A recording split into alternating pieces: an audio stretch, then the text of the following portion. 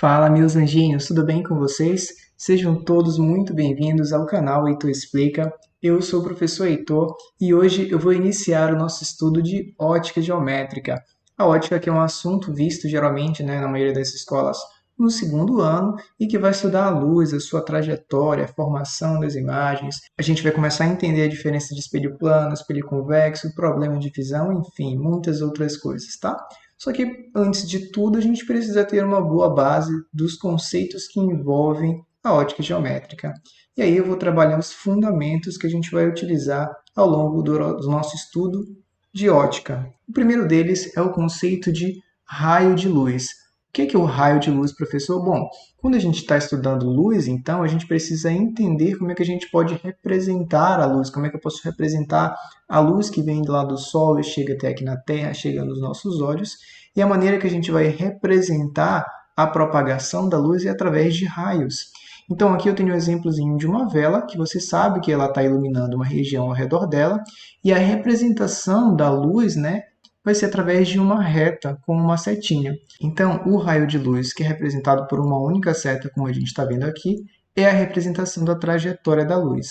Quando a gente tem vários raios de luzes juntas, a gente diz que a gente tem um feixe de luz, que é o que está sendo representado para você aqui. Ó. Quando a gente tem um conjunto como esses aqui, a gente tem os chamados feixes de luz. Então, em uma lupa, a gente tem um bom exemplo disso. A gente tem a luz chegando, vários feixes aqui. Após passar pela lupa, eles são direcionados em um único ponto. Então, eu tenho aqui um feixe agora convergente. Eu tenho os feixes paralelos, todos os raios, um paralelo ao outro. Alguns tipos de refletores são assim. E também feixes divergentes, como é o caso da lanterna. Então, resumindo mais uma vez, raio de luz é a representação da trajetória da luz, um único raio, e o feixe é o conjunto desses vários raios. Além disso, a gente precisa entender também, além da representação da luz, as fontes que geram esse tipo de luz. Então, basicamente, nós temos dois tipos de fonte, tá? A chamada fonte de luz primária, que são todos aqueles objetos que têm luz própria, e aí a gente tem como exemplo o nosso Sol, uma lâmpada, não é isso? E as chamadas fontes de luz secundária, que são aqueles objetos que não têm luz própria, eles apenas refletem a luz que chega nele. Então, quando a gente vê algum objeto, a blusa de alguém, uma cadeira, enfim, você sabe, por exemplo, que a cadeira não está emitindo luz. Se você põe uma cadeira preta em um quarto e você apaga toda a luz, você não vai ver os objetos que estão lá dentro, porque você está tirando a fonte de luz primária. Então, quando eu acendo a luz, eu consigo ver os objetos porque eles estão refletindo a luz que está chegando neles. A mesma coisa ocorre com a Lua. A Lua ela não tem luz própria, como algumas pessoas acreditam, tá? Ela apenas reflete a luz que chega e que vai em direção aos nossos olhos, por isso a gente consegue enxergar a Lua. Falando em reflexão, nesse processo da luz ir, bater nos objetos e voltar, eu já vou adiantar para vocês uma coisa aqui, que é a chamada reflexão seletiva da luz. Então, a luz branca, ela é a junção de todas as cores. Então, aqui tem uma representação de luz branca, tá? A junção de todas as cores.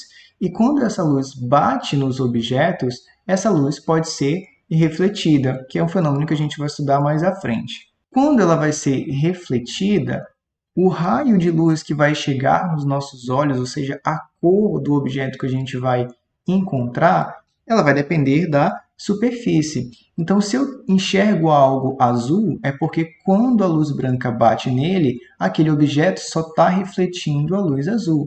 A mesma coisa ocorre para o vermelho ou amarelo, tudo bem? Agora, a gente tem dois casos especiais. Como eu falei para você, a luz branca ela é a junção de todas as cores. Quando a gente enxerga algo branco, é porque ele está refletindo justamente todas as cores, todos os comprimentos de onda. O oposto ocorre com o preto. A gente enxerga preto porque esse tipo de objeto ele não reflete a luz. Ele acaba absorvendo todas as cores, todos os comprimentos. É por isso que o ideal seria você não usar roupas escuras quando você vai sair na rua próximo ao meio-dia, porque essas cores tendem a absorver os comprimentos de onda, absorver energia e você vai sentir mais calor. Enquanto se você usar uma roupa branca, elas irão refletir os comprimentos de onda que estarão chegando até você de lá do Sol. Outra coisa que a gente precisa saber é quanto à dimensão da luz. A gente tem dois tipos de classificação. As luzes podem ser pontuais, quando a sua iluminação se torna ínfima em relação ao espaço que tem para iluminar, e tem as chamadas fontes de luz extensas, aquelas que conseguem iluminar, ser de fato relevante para o ambiente em que elas estão expostas, tá? Então, fonte pontual é uma luz muito pequenininha, um local muito grande. Imagina só uma estrela e todas as outras apagadas no universo. Aquela única estrela não conseguiria iluminar muita coisa ao redor dela, enquanto se você tem uma fonte de luz extensa, como o nosso Sol, por exemplo, que consegue iluminar vários planetas, inclusive a Terra, ele tem relevância no local aonde ele está, e assim sucessivamente. A gente tem classificação também quanto ao meio de propagação. A gente tem 3 tipos de meios de propagação da luz, tá? O meio transparente é aquele que, quando a luz passa por ele, ela vai sofrer alguns processos que a gente vai estudar mais lá na frente, mas a gente consegue enxergar através desse meio. Então, um vidro em que a gente consegue enxergar com nitidez através dele, a gente pode dizer que esse é um meio transparente. A gente também tem o chamado meio translúcido, que é aquele que a gente ainda consegue enxergar através dele, porém a gente enxerga desfocado. É o que acontece com alguns tipos de vidros também, né? Aqueles de box de banheiro, entre outros. E tem também os chamados meios opacos. O meio opaco é aquele que a gente não consegue enxergar através dele. E aí você colocar uma parede, um muro, enfim, qualquer coisa que você coloca na frente e você não consegue enxergar o que está após ele. Além dessas classificações, a gente vai ver também os princípios da ótica geométrica, esses princípios que irão nos guiar a partir de agora no nosso estudo. São 3 princípios, tá? O primeiro é o princípio da propagação retilínea da luz. A luz sempre anda em linha reta, é por isso que quando você olha lá na representação do raio de luz, a gente tem uma reta, retas paralelas, retas convergentes, como a gente viu, mas a luz sempre se propagando em linha reta. Esse é o primeiro princípio.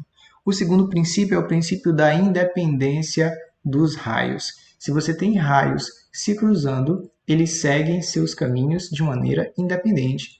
Um raio não interfere no outro. É por isso que a gente consegue ver lá nas festas, né, luzes de diversas cores e cada uma tendo a sua iluminação, o seu espaço apropriado, né? A gente tem a luz amarela aqui seguindo sua trajetória, por mais que a luz azul esteja cruzando com ela, cada uma tem a sua representatividade. Então, o segundo princípio é o princípio da independência dos raios. E o terceiro princípio é o princípio da reversibilidade da luz. O mesmo caminho que a luz utiliza para ir, ela utiliza para voltar. Portanto, se você está vendo alguém no espelho, sei lá, você está crushando alguém dentro do ônibus, olhando lá no espelho, tenha certeza, a pessoa que você está vendo no espelho também vai estar te vendo, porque o mesmo caminho que a luz utiliza para ir, ela também utiliza para voltar, né? Então tem essa reciprocidade. Mais alguns conceitos que a gente vai trabalhar de maneira bem rápida aqui são os eclipses solar e lunar. Quando é que eu tenho eclipse solar, professor? Quando a Lua fica entre o Sol e a Terra. Quando esse evento ocorre, a Lua acaba impedindo com que os raios de luzes do Sol cheguem em uma determinada parte da Terra. E aí eu aproveito para revisar o conceito de sombra, umbra e penumbra. Se você pegar a sua mão e colocar ela contra a luz e você olhar a sua sombra na parede, você vai ver que vai ter uma região, geralmente no centro da sua sombra, mais escura, e na borda, geralmente nos dedos, uma região mais clara. Essa região mais escura a gente chama de umbra, essa região mais clara a gente chama de penumbra, e isso está sendo representado aqui para você. O que que isso é? Por que essa definição é importante, professor? Porque ter o conhecimento de umbra e penumbra vai definir para a gente melhor o que que as pessoas irão enxergar em um eclipse. Você vai enxergar um eclipse parcial, um eclipse total. Então, eu só tenho eclipse total, eu só consigo enxergar um eclipse total do Sol se eu estiver nessa região mais escura aqui do meu eclipse, ou seja, em uma região de umbra. Logo, é muito difícil a gente conseguir ver o eclipse total do Sol. Ocorre em regiões muito específicas. Enquanto que se você estiver nessa região maior aqui, essa região onde a sombra é mais clara, a penumbra, você vai acabar enxergando o eclipse parcial do Sol. É mais ou menos o que você vai enxergar aqui. Quem está no ar, nessa região mais escura, ou seja, região de umbra, vai ver o eclipse total do Sol.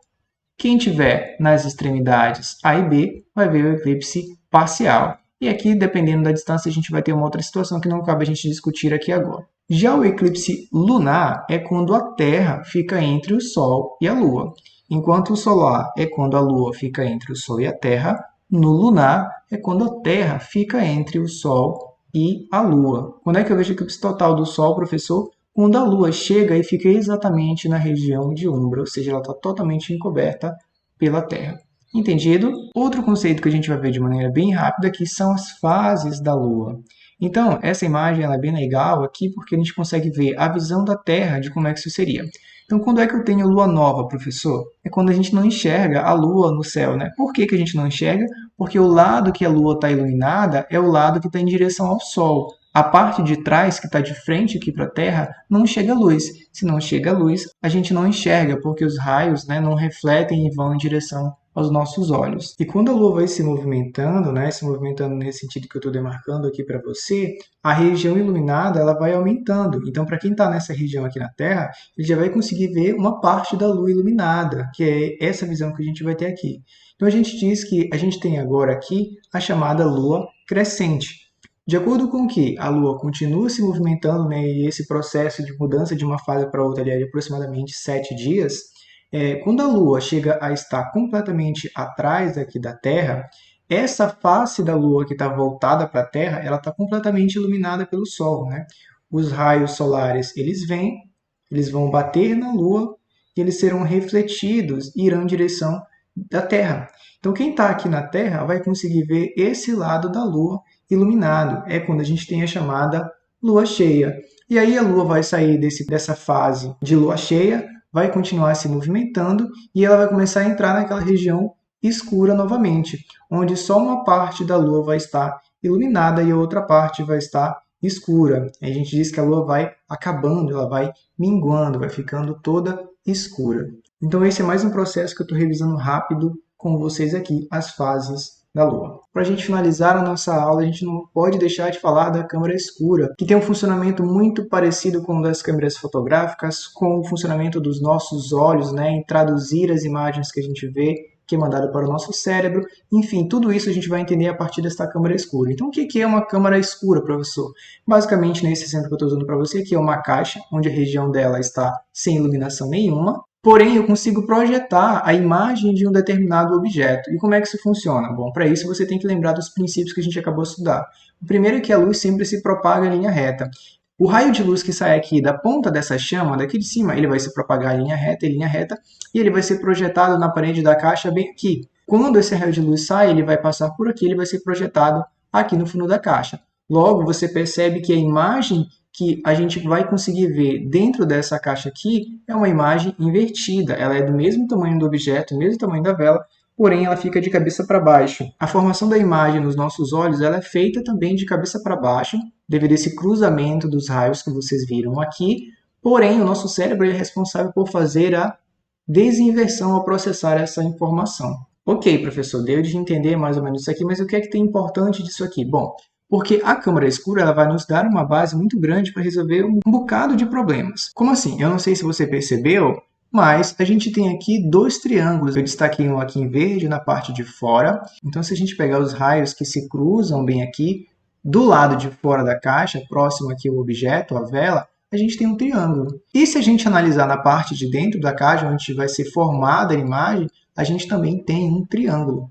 Isso quer dizer que para você resolver problemas de câmara escura, de formação de imagem nesse processo, você vai utilizar matematicamente semelhança de triângulos. Então, a gente pode dizer que a altura do objeto está para a altura da imagem, assim como a distância do objeto está para a distância da imagem. HO sobre HI, DO sobre DI. É isso, é esse raciocínio avançadíssimo que a gente vai utilizar aqui agora, tá bom? A altura do objeto está para a altura da imagem, assim como a distância do objeto está para a distância da imagem. Eles estão à mesma distância, têm a mesma altura, você consegue fazer essa relação a partir dos triângulos. Vamos fazer um exemplo, então, só para colocar em prática essas ideias, tá? Então, aqui a gente tem uma câmera escura que tem profundidade de 50 centímetros. Então, ele está falando aqui para mim a distância que vai ter aqui do orifício onde vai passar a luz até a parede onde vai ser formada a imagem. Então, essa é a minha distância da imagem, chamei de DI. Ela é dirigida para uma árvore a uma distância de 10 metros. Então, a câmera está a 10 metros da árvore. Essa é a distância do objeto. Eu anotei aqui, ó, 10 metros. uma projeção de 5 centímetros de altura forma-se no fundo da caixa. Então, olha, a pessoa pegou, apontou essa câmera para a árvore e olhou aqui por trás, e ela viu que que a imagem que ela está vendo aqui da árvore, ela vai estar de cabeça para baixo, funcionamento de uma câmera escura normal. Ele diz que o tamanho dessa imagem que ele vai estar vendo aqui é de 5 centímetros, então está aqui ó, o nosso HI, nos deu a distância do objeto até a câmera e também nos deu a profundidade da câmera, né? Ou seja, a distância da entrada aqui até onde vai ser formada a imagem. Ele pergunta qual que é a altura da árvore, só olhando para essa câmera. Como é que eu consigo fazer isso? Bom, mais uma vez, semelhança de triângulo, ó. Esse triângulo aqui se relaciona com esse outro aqui de dentro. Então, a gente pode dizer que a altura do objeto está para a altura da imagem, assim como a distância do objeto está para a distância da imagem. E aí, é só a gente substituir. Fica assim. Eu quero saber a altura do objeto, então vou deixar aqui o HO. Dividido pela distância da imagem, 5 centímetros. Vou colocar as unidades para você ver que mesmo não estando em metro ou centímetro, não vai fazer muita influência nesse caso aqui. Igual a distância do objeto, 10 metros, dividido pela distância da imagem, 50 centímetros. Você tem uma igualdade, isso quer dizer que se você tem centímetro de um lado e de outro, você pode cortar. Eu posso cortar esses dois aqui e a gente vai ter que a nossa equação ficar assim. Então, eu peguei o 5 que estava aqui embaixo, passei para cima multiplicando, e eu vou ter aqui 5 vezes 10, 50, dividido por 50. 50 dividido por 50, você sabe que vai ser 1 metro. Então, apesar dele estar olhando lá a imagem aqui na caixa como tendo 5 centímetros, a partir dessa semelhança de triângulos, da relação de câmera escura, desse estudo de física, ele consegue determinar que a árvore que ele está vendo lá, ela tem, na verdade, 1 metro na vida real. Entendido? Tranquilo? Até a próxima!